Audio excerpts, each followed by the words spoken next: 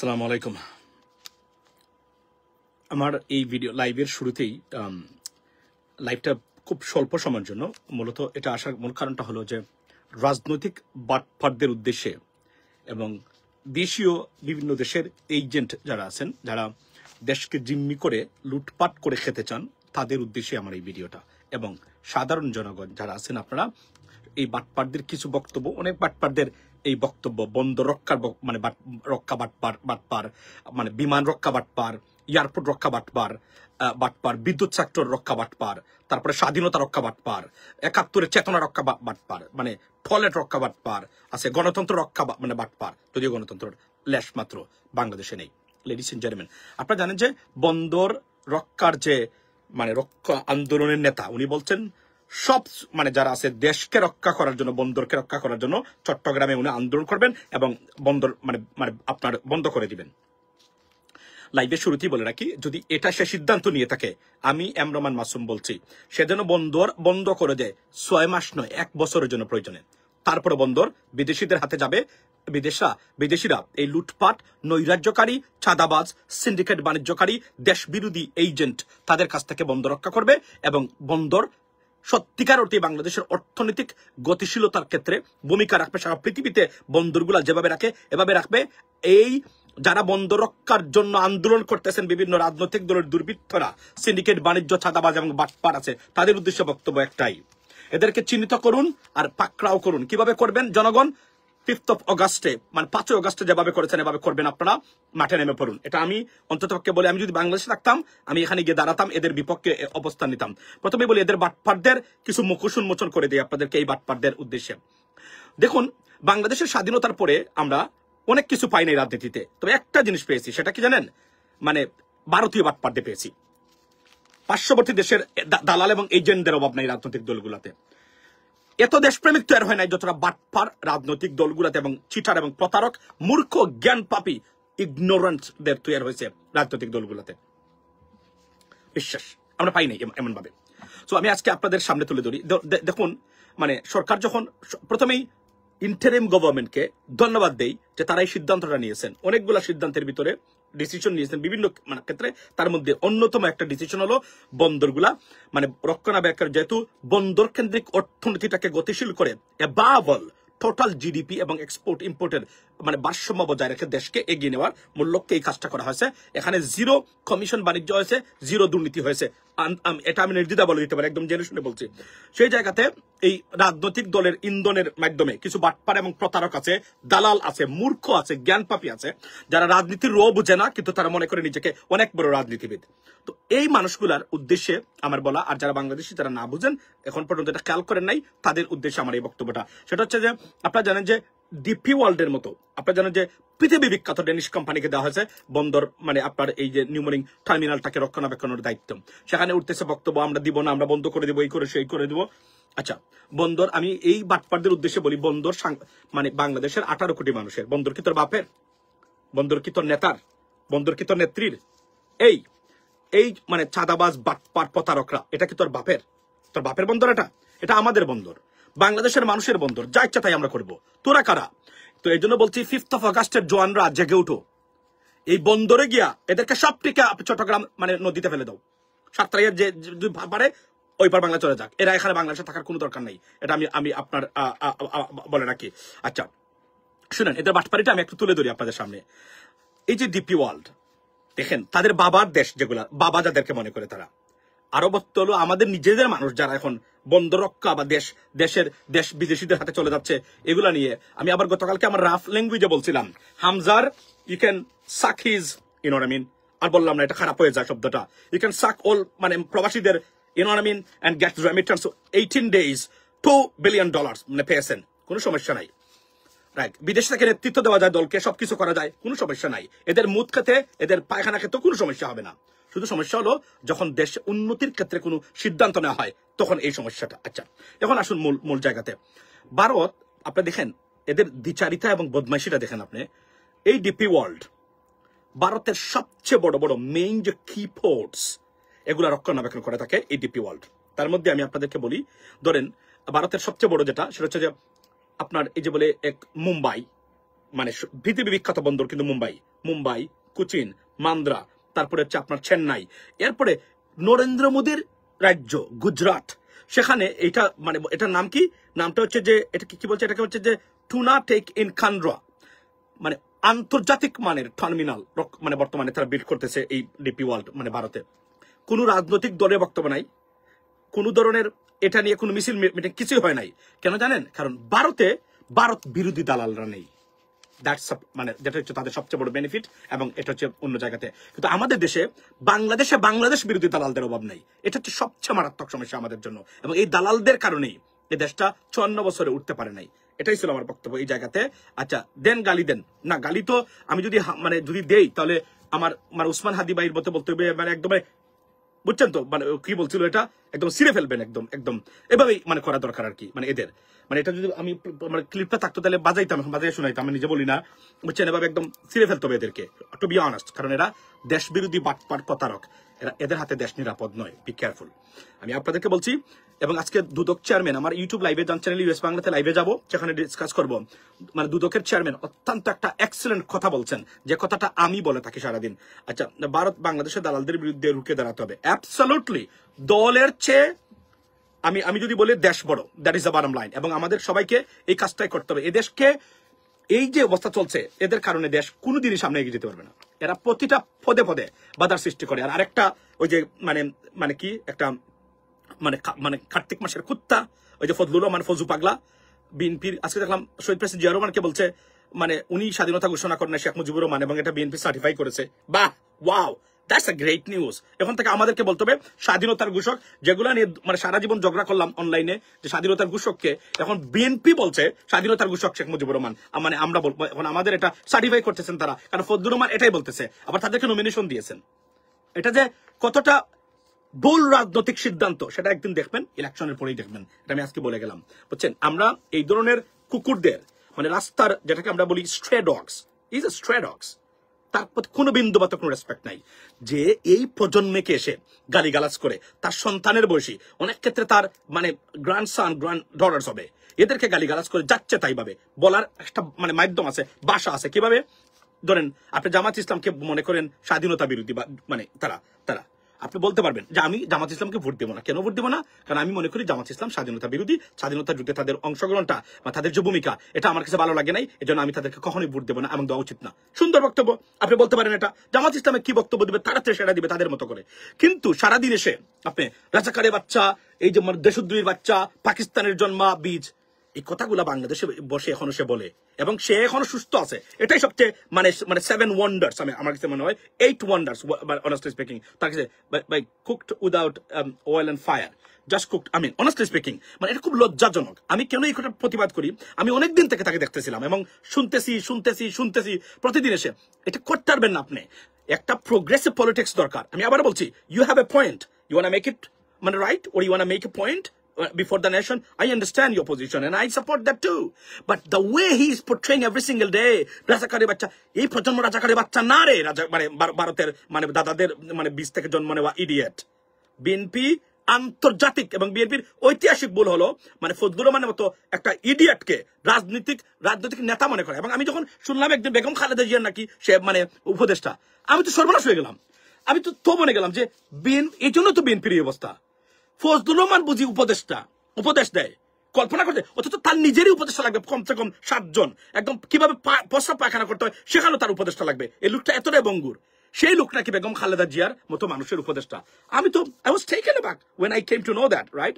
So এটা খুবই দুঃখজনক। এবং বিএনপির রাজনীতিতে এই যে পরিপক্কতা এবং ইন্টেলেকচুয়ালিটির অভাব, যে সেটা ভোটের মাঠে প্রভাবিত হবে, প্রমাণ হবে। এবং সেজন্য আমরা আশা করি যে দেখি আমরা কি অবস্থায় সেটা দাঁড়ায়, আর নাহলে কোন মন্তব্য হবে কিনা। আচ্ছা, সো এখানে দুটো জিনিস আজকে আপনি বলছেন শাহজাহান সাহেবের মন্তব্য।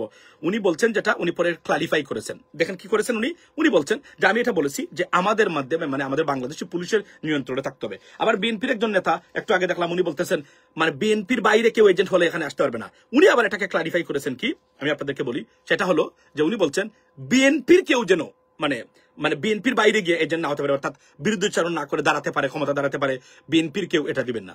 প্রশ্ন হলো দুটো জিনিসই তাদের পজিশনে তারা ক্লারিফাই করেছেন, হয়তো তারা রাইট, তারা বলছেন যে আমরা আমাদের উদ্দেশ্যে বলছি, কিন্তু প্রথম ক্ষেত্রে বলাটাই, এই ধরনের ঔদ্ধত্যপূর্ণ কথাবার্তা বলাটাই রং, এটা বিচারিক এবং আমরা এটা চাই না। সুতরাং বি কেয়ারফুল যারা এটা বলেন, এই ধরনের কথাবার্তা বলার জন্য আপনি বিএনপি থেকে গিয়ে যে কেউ দাঁড়াতে পারেন, নির্বাচনে গিয়ে বলতে পারে আমি দাঁড়াবো, আমি বিএনপি করি না আজকে থেকে, আমি আমি আমি এখন নির্বাচন করবো, I think I have a point and I want to make it to before to the people, that's what it is, where this is my position and you have to welcome him. তাকে threat দিবেন না, এটা করতে পারেন না আপনি, এগুলা থেকে বেরিয়ে আসতে হবে। এই যে এটাই একটা সবচেয়ে বড় সমস্যা, আপনি কেউ নির্বাচন করবে, ভোট দিবে, কোনোভাবে এটা বলতে পারবেন না এদের এখানে থাকতে পারবেন না, না দিলে রাখতে পারবেন না, এগুলা যদি কেউ করে, কোন প্রার্থী করে, তার প্রার্থীটা বাতিল করার যদি বিধান থাকতো বা এটাকে কোড অফ কন্ডাক্ট বা মিসকন্ডাক্ট হতো, and it's a violation of electoral procedure rules, then this guy, they wouldn't do that. But the problem is this is not in place. That's why they can do whatever they can say whatever they say. এই জন্যই আমার angry, very angry with them. Why? আমি because এই যে 54 বছর পরেও আমরা একটা নির্বাচন হবে, খালি ভোট দিয়ে জনপ্রতিনিধি নির্বাচন করার ব্যবস্থাটা এই রাজনীতিবিদরা করতে পারে নাই 54 বছর পরে, স্বাধীনতার 54 বছর পরেও। আমি ধরুন যাই বলুক তারা, জামাত ইসলামী, যুদ্ধাপরাধী জামাত ইসলামী, এই কি বলে আপনার 1971 সালের ভূমিকা খারাপ, সবই ঠিক আছে। আমার প্রশ্নটা, আপনি তো এটা ভোটারদের বলবেন গিয়ে যে দেখেন এই লোকটা বা এই দলটা 1971 এই করেছে সেই করেছে। আবার জামাত ইসলামী বলতে পারে বিএনপি গেলে বিএনপি এই করবে সেই করবে, বিএনপির দেখেন অবস্থা, তাদের বিরুদ্ধে এই অভিযোগ সেই অভিযোগ আছে। আপনারা make this point to the voters, but নিজেদের গালিগালাজ করে ভারতীয় নেগেটিভ এখানে প্রতিষ্ঠা করে আপনি, আমি তো মনে করি যে ভারতীয় নেগেটিভ কেউ এখানে প্রতিষ্ঠা করে মানে যেন এমপি না হতে পারে। It is your sole responsibility to protect and protest and make them, to be honest, like one kind of, I mean, eliminate them from the political surface, not anything else, like their political agenda, I mean, so that they can be dismantled. Because এটা আমি মনে করি এখন এই 54 বছর পরে এসে সারাদিন এইটা যদি কোনো রিলেভেন্ট ওয়েতে আসে বক্তব্য দিতে পারেন। আমি এটা listen guys, I want to be very fair. That's what it is. I mean, I'm very impartial right now. I'm looking at the both sides.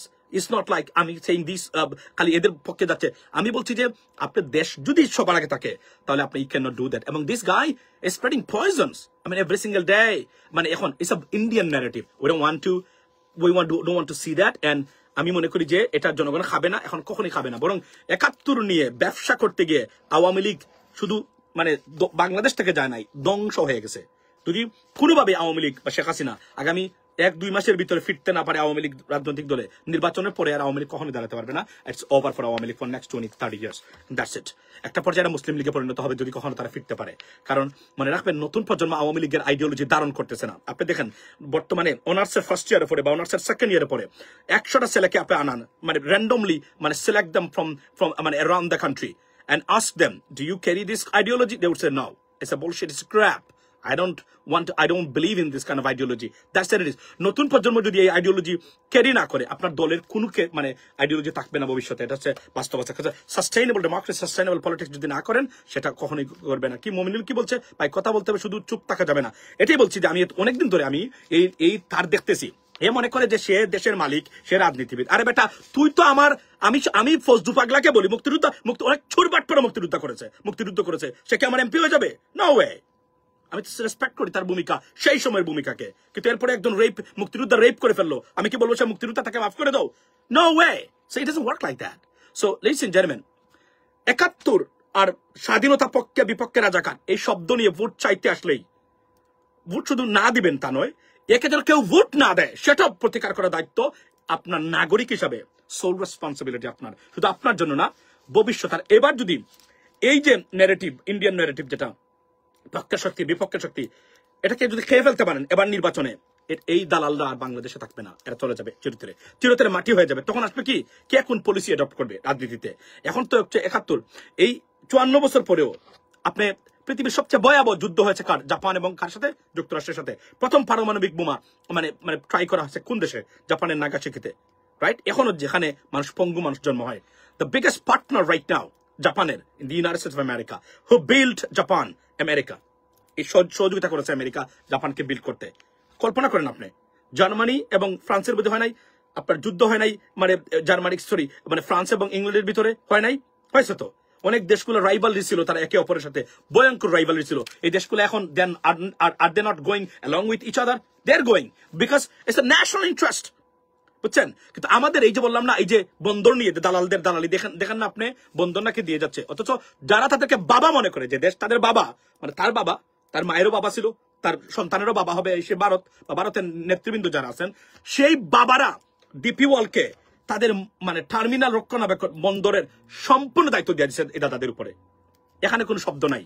অথচ এই ভারতীয় মিডিয়া বলে বাংলাদেশের বন্দরগুলোকে বিদেশিদের হাতে তুলে দেওয়া হচ্ছে। আপনি কল্পনা করতে পারেন এটা কি ধরনের প্রপাগান্ডা এবং কি ধরনের মানে ডিসক্রিপেন্সিস এবং বিট্রিয়াল এবং রীতিমতো ভয়ঙ্কর মিস ইনফরমেশন এবং দেশ বিরোধী ষড়যন্ত্র। কল্পনা করেন তার দেশের টোটাল এবং নরেন্দ্র মোদীর মানে রাজ্য গুজরাটে biggest, one of the biggest in the world terminal মানে বর্তমানে মানে এই বানাচ্ছে হচ্ছে DP world. Can you imagine this, ladies and gentleman? It is unbelievable. এই হিপোক্রেসিটা চলছে রাজনীতিতে। দেখলাম যে এখন আর কথা মুখ বন্ধ করে বসে থাকা যাবে না, এখন কথা বলতেই হবে, আর কোনো উপায় নাই। এবং এরা মানে দিনছে দিন এরা আউট অফ কন্ট্রোল চলে যাচ্ছে। আমি আপনাদেরকে বলি, আমি কিশোরগঞ্জ জিটনা মিঠা মইনের যারা আছেন নতুন প্রজন্ম, তাদেরকে আমি বলবো এই ফজু পাগলাকে নির্বাচন করবেন না। হয়তো আপনাদের স্থানীয় লোকাল হতে পারে, এর কাছ থেকে কোনো আউটপুট আপনি পাবেন না, এটা মাথায় রাখবেন। এ সারাদিন এগুলাই গেউ গেউ গেউ গেউ করবে, একটা রাস্তার কুত্তার মতো। এই ধরনের লোক লজ্জা লাগে এমপি হবে, এটা আমাদের জন্য লজ্জা। তার এলাকার মানুষ তাকে দিয়ে দিতে পারে, মুক্তিযুদ্ধ এগুলা বলে, কিন্তু আমি মনে করি বিএনপির এটা উচিত ছিল না তার মতো দলকে, তার মতো ব্যক্তিকে দেওয়া। যে উদ্দেশ্যে দেওয়া হয়েছে যে আওয়ামী লীগের গুণগান গেয়ে বাংলাদেশে আওয়ামী লীগের ভোট করা বিএনপির বাসকে বড়ে কিনা। Let's see what happens in this election. তাহলে বুঝবো আপনাদের মানে সিদ্ধান্তটা কতটুকু কার্যকরী ছিল, কতটুকু যুগান্তকারী বা ফাংশনাল বা ইন্টালেকচুয়াল ছিল। ভাই বলেন, আপনি এনসিপি এর মনোনয়ন ফর্ম কিনছেন? ভাই বলেন না আপনি। আচ্ছা, এটা পরে তো মূল জায়গাতে হলো এই কথাটা বলার জন্য এখানে আসছিলাম যে আমি অন্য দেশের এবং সবচেয়ে গুরুত্বপূর্ণ ব্রিটেনের মতো দেশ, ব্রিটেন বুঝেন তো, কলোনিয়াল, আমরা ব্রিটেনের সাথে ভেরি ক্লোজ মানে দেশ হিসাবে। ব্রিটেনের লন্ডন গেটওয়ে, নামটা কি? London gateway, the deep sea port which is the liver of, আমি যদি বলি যে বাংলাদেশের এই যে মানে কি এই ব্রিটেনের অর্থনীতির, এটা নিয়ন্ত্রণ এবং রক্ষণাবেক্ষণ করে থাকে ডিপি ওয়ার্ল্ড। ইমাজিন একটা কোম্পানি কতটা সাস্টেইনেবল, কতটা ট্রাস্টেড হলে এবং এবং এবং এবং যদি বলি প্রফেশনাল হলে ব্রিটেনের মতো দেশ তাদের ডিপ সি, যেটাকে বলে গেটওয়ে অফ লন্ডন, সেটার পরিচালনার দায়িত্ব দিতে পারে ডিপি ওয়ার্ল্ডকে। Just imagine that. আর এখন আছে বন্দর রক্ষণাবেক্ষণ কমিটি, উদিচি গিয়ে গান গায়। ডিসকাস্টিং, লজ্জা লাগে। মানে উদিচি বন্দর রক্ষণাবেক্ষণের জন্য চট্টগ্রাম গেছে। উদিচি এই বাজনা যেগুলো নিয়ে গেছে, বাজনাগুলো নিয়ে আসলো কিভাবে? বাজনাগুলো আপনারা রাখতে পারলেন না চিরাঙ্গে? চিরাঙ্গিরা কোথায়? হ্যাঁ, আপনারা কোথায়?